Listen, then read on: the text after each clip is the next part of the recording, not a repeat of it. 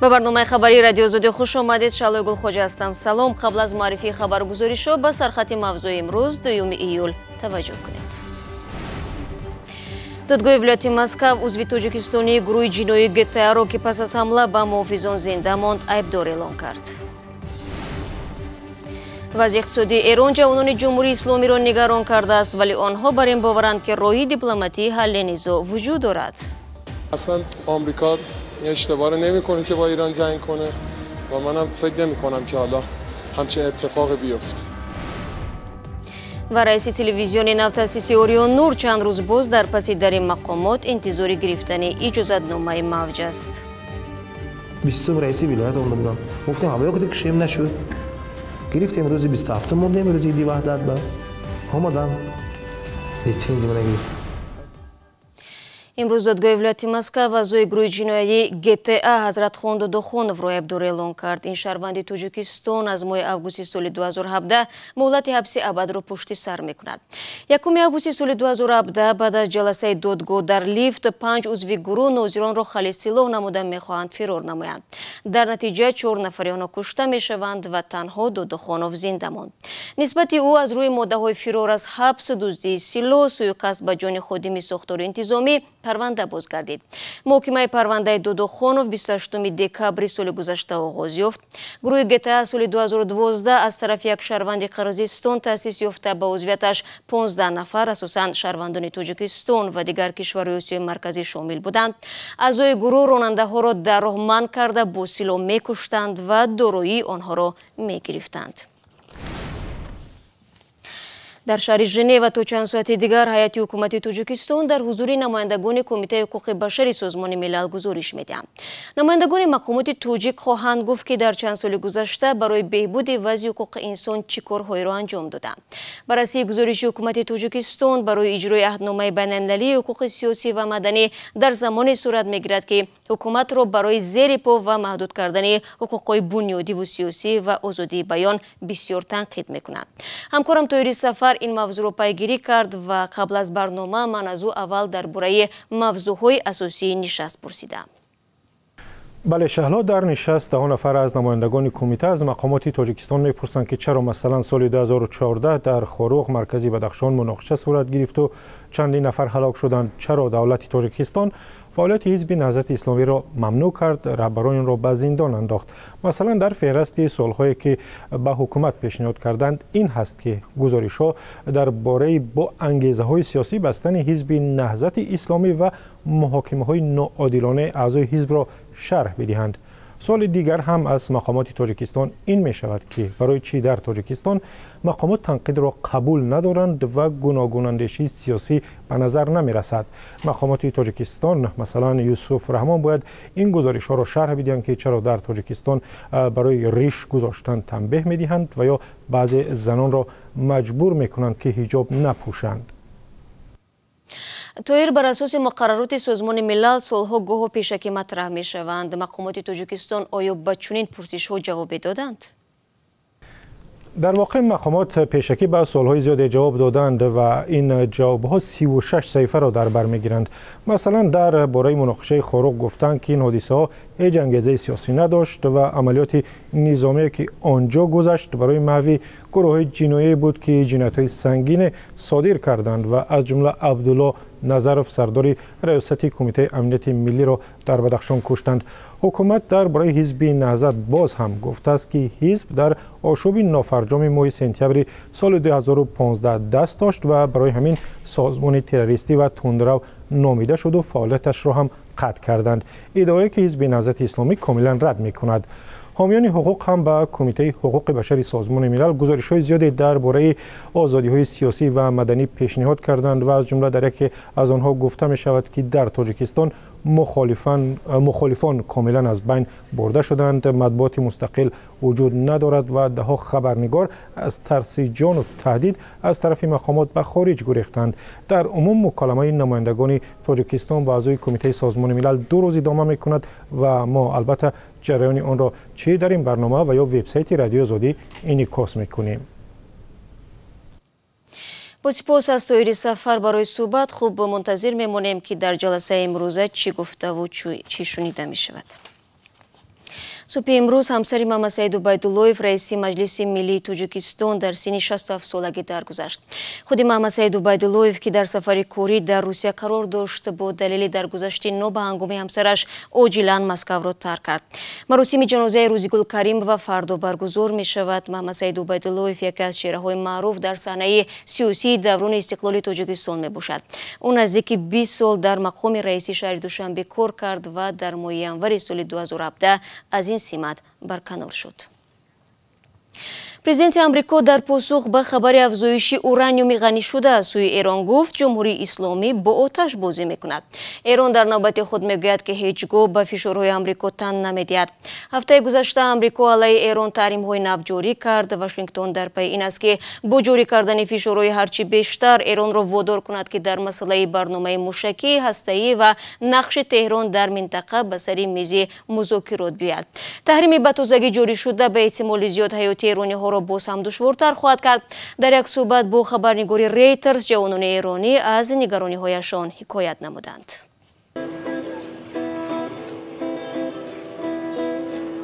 جوانان ایرانی به مثل همسالانشان در فکر خوشگذرانیدن وقت و هر گونه چاره‌بینی‌های اجتماعی هستند.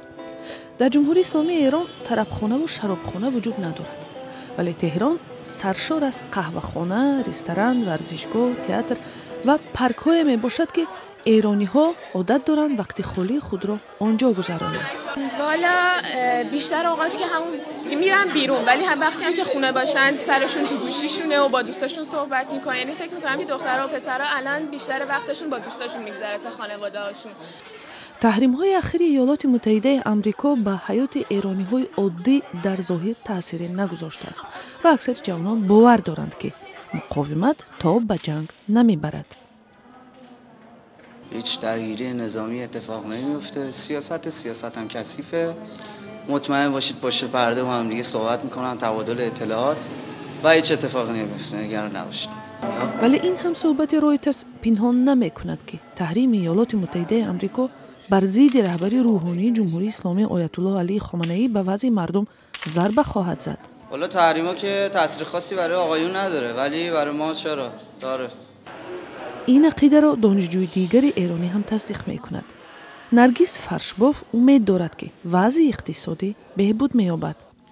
در آینده من امیدوارم که شرایط بهتر شه و واقعا دوست دارم که شرایط خیلی بهتر شه، چون زندگی خیلی سخت شده. واقعا حیات ایرانی ها بعد بیرونشوی ایالات متحده آمریکا از سازش هسته‌ای سال 2015 و برقرار شدن تحریم صادراتی نفت جمهوری اسلامی دیگر شد. ماه گذشته ایران یک هواپیمای بدون سرنشین ایالات متحده آمریکا را سرنگون نموده قریب بود با حمله جوابی هواپیماهای ایالات متحده آمریکا مواجه شود. بر علاوه 1 ایول ایران اعلام کرد که یکی از مهمترین بخش‌های سازش هسته‌ای با کشورهای ابرقدرت عالم را نادیده گرفته، ذخیره اوران غنی شده را از معیار در سازش پیش بینی شده بیشتر کرده است.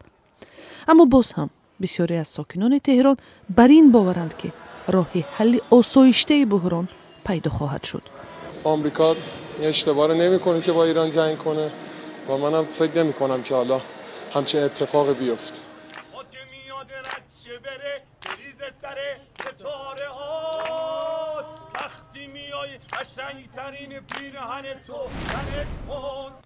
شما برنامه خبری رادیو زودی رو تماشا دارید. در شهر پنجکن تلویزیون مستقل اوریون نور نتوانست برنامه خود را در مهلت اعلان نموده پخش کند.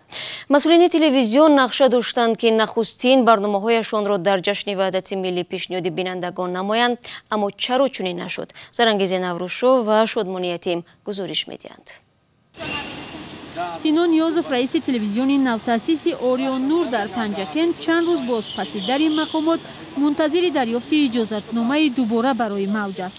قرار بود این تلویزیون روز 27 ایون به پخش برنامه‌هایش شروع کند، اما خدمات علاقه 2 روز قبل از افتتاح اجازتنامه او را بازخواند کرد.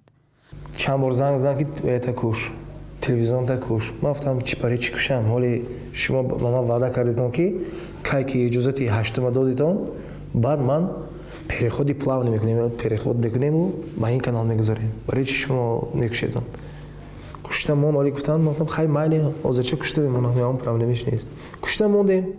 мақомот сабаби бозхонди иҷозатномаи мавҷи телевизионро ба халалдор шудани мавҷ ва шикоят аз ҷониби як расонаи дигар аз Панҷакент гуфтаанд. муассиси телевизиони Навтасис мегӯяд мақомот ба ӯ ваъда карданд баъди бозхонди иҷозатнома ба ӯ дар мавҷи дигар иҷозаи фаъолият хоҳанд дод. таъхир дар ин кор ҳоло ӯро нигарон кардааст, чун мегӯяд барои таъсиси як телевизион маблағи зиёд сарф кардааст. 20 раиси вилоят онда буданд. гуфтем ҳавоё куди кишем нашуд. гирифтем рӯзи 27 мондем рӯзи иди ваҳдат ба омадан лицензия мана гирифтан. хай гуфтан илтимос хомӯш кардамон ки ҳамаи бисёртар нависта истоса боло. гуфтам хай майли. Сино Ниёзов мегӯяд қаблан аз ҳама ниҳодҳои давлатӣ кори ӯро санҷида барои телевизион иҷозатнома доданд. ӯ мегӯяд агар халале мебуд мутахассисон хулосаи мусбат намедоданд. Орионур дар Панҷакент дуввумин телевизиони хусусӣ хоҳад буд. Чанд муддат ин телевизион барномаҳои санҷишии худро ҳам дар эфир пахш кард. дар пай раҳбари телевизиони Симои Панҷакент ки то ин замон ягона телевизиони мустақил дар шаҳр буд, аз халалдор шудани мавҷаш ба мақомот шикоят бурд. Часатиша 11 канал гирифтагӣ, вақте ки 11 мегирад мо 10 баҳористон шабаки давлатӣ, 11 часоли навдуд буд, мо канали 12 ба ҷой гирд. باید کانال 11 خالی باشد. این متروی و یا دیگه سرمو گارمونیکوش پمیخ میکرد. در خدمات علاقه به رادیوی آزادی گفتند حالا شکایت و درخواست نوبتی برای اجازه موج دیگر به تلویزیون نوتاسیس در بررسی قرار دارد. تأخیر در پیشنهاد اجازتنامه برای فعالیت یک تلویزیون نو تأسیس در حالی است که کارشناسان میگویند برای فعال شدن رادیو و تلویزیون های نو خصوصا در منطقه های نزد مرزی مقامات باید همه‌جانبه کمک کنند. در عکس حال این خالیگاه را شبکه های کشورهای دیگر پر میکنند. انا اینجا از تحقیقات ما 93% تماشابین تاجیکستان باشد، 45% تماشابین برنامه‌های روسیه، 32% تماشابین برنامه‌های ازبکستان، 23% برنامه‌های همون جم فورزبان و 13% تماشابین برنامه افغانستان. اگر عموما همین افغانستان و ایران گیریم اینم فارسی کو اینش فارسی نش داری خیلی برای تاجیکو اینش هم موافق اینش هم گوش میکند میفهمد زبانش هر دوش یک کنیم اگر این 37% میشود.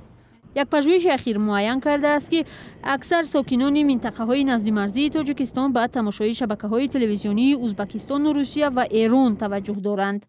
حالا در تاجیکستان در مجموع 34 تلویزیون فعالیت می‌کند. شمار تلویزیون و رادیوهای غیر دولتی هم بیش از 20 تا است. یک مشکل اصلی در تأسیس تلویزیون‌های مستقل در کشور حالا دریافت مجوز و با پخش رقمی فعال نبودن این شبکه‌ها گفته می‌شود.